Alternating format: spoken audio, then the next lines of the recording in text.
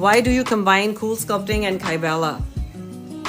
So Coolsculpting and Kybella both are fat reduction treatments. Coolsculpting is given to people through a machine, which is a freezing treatment, like we freeze an area of fat. For example, if you have a big area of fat over here and you want to debulk it, you're going to do Coolsculpting, and it only removes 10%.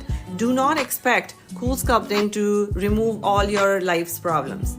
It's just a tiny little machine which is non-surgically, is going to remove, has no side effects and no downtime.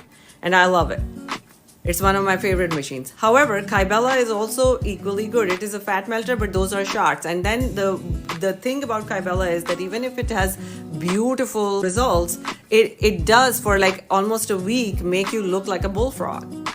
So, you know, there are some things that are working. So I like Kybella when there's like a small pocket of fat and we quickly can inject it and then you can go do your life. And again,